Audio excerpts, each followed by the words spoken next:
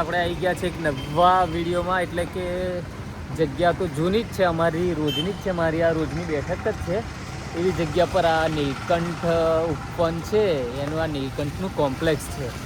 તો આ નીલકંઠના કોમ્પ્લેક્સમાં છે આજે મસ્ત મજાની સવાર છે. રાત્રે વાતાવરણમાં પલટો આવી ગયો હતો, વરસાદ ખૂબ મસ્ત રાત્રે પડ્યો હતો.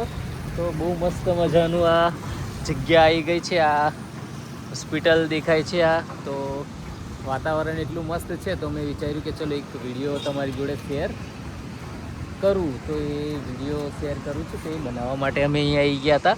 તો આ દેખાય છે તમને આરાધ્યા હોસ્પિટલ, આ નીલકંઠ સ્પેશિયાલિટી હોસ્પિટલ. અને પાછળ આપણે દેખીએ તો આ પાછળ દેખાય છે આ પ્રમુખ હોસ્પિટલ આવેલી છે. એટલે કે આ જગ્યા આખી હોસ્પિટલોનું હબ તરીકે ઓળખાય છે. અહીંયા બધી હોસ્પિટલો જ આવેલી છે. અને આગળ જઈએ તો બીજી હોસ્પિટલો છે. પણ મોટાભાગે બોડેલી, અમારો જે તાલુકો છે ને, બોડેલી ટાઉન નગરપાલિકા, તે આખું સ્પેશિયલી એનું એ જ છે કે અહીંયા ટોટલી હોસ્પિટલાઇઝ માટે જ સ્પેશિયલ છે. આ મેડિકલ હબ તરીકે આપણે આને ઓળખી શકીએ છીએ. તો તમે વિડીયોમાં જોડાયેલા રહેજો.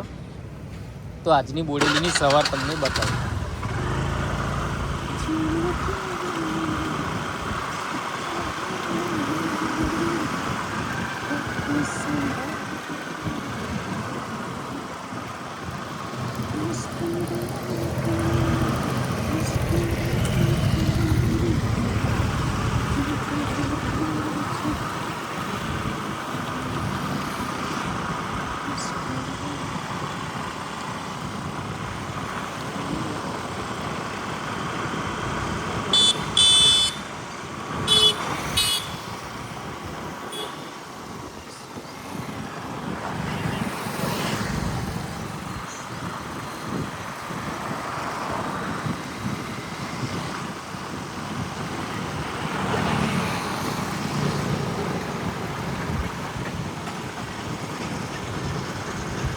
આ Seth TC Kapadia arts and commerce college આવી ગઈ છે બોડેલીની. આ ઢોકલિયા ચોકડી છે.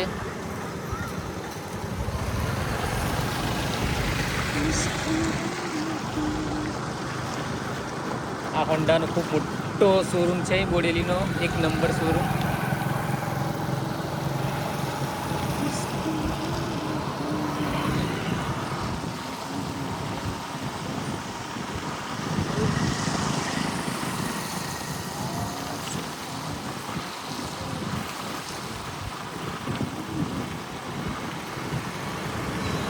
પછી આ બાજુ બીજી 2 હોસ્પિટલ આવેલી છે. આ ચિરાગ ચિલ્ડ્રન હોસ્પિટલ, એની પાછળ શ્રીજી મલ્ટી સ્પેશિયાલિટી હોસ્પિટલ, જોડે આર્યા હોસ્પિટલ, પછી આ સૂર્યા હોસ્પિટલ છે. તો આ સૂર્યા હોસ્પિટલ પણ થઈ છે.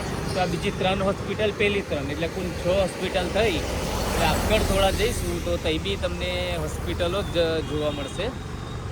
તો સામે છે આ આનંદ સર્જિકલ અને જનરલ હોસ્પિટલ.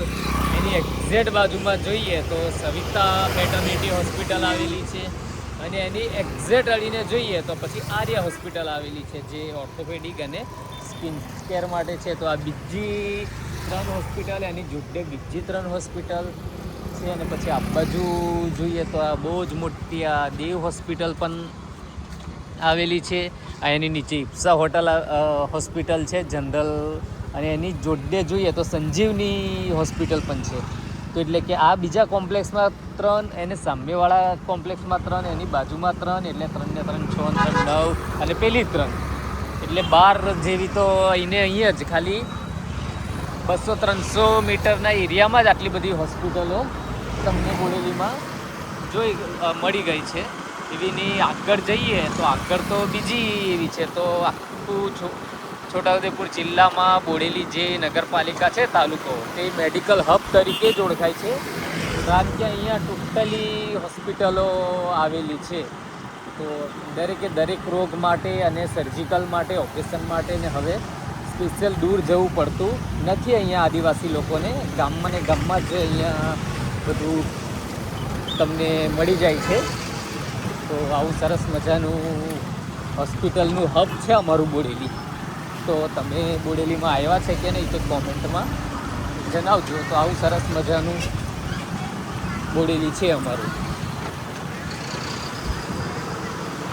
આગળ એક જઈશું એટલે બીજી એક હોસ્પિટલ આવે છે જેનું નામ છે યોગેશ્વર હોસ્પિટલ. તો એ પણ અહીં સરસ મજાની હોસ્પિટલ છે યોગેશ્વર.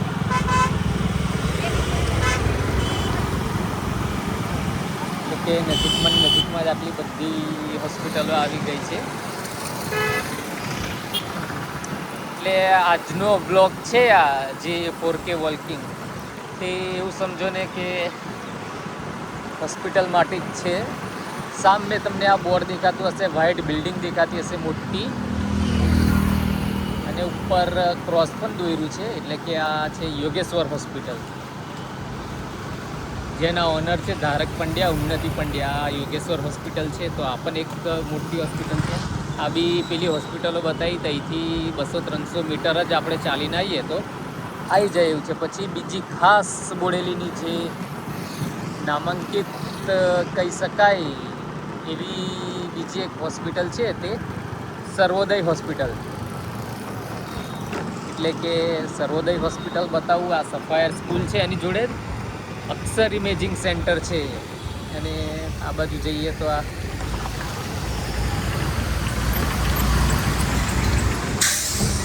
છે આ સર્વોદય હોસ્પિટલ છે. અને એની બાજુમાં નિરામય ફિઝિયોથેરાપી. પછી આ બાજુ જોઈએ તો આ સર્વોદય હોસ્પિટલ. પછી આ સર્વોદય ચિલ્ડ્રન બાળકોની હોસ્પિટલ, એટલે કે બાળકોની બી આ નવી હોસ્પિટલ હમણાં થોડા ટાઈમમાં જ ઓપનિંગ થઈ ગયેલું છે. અને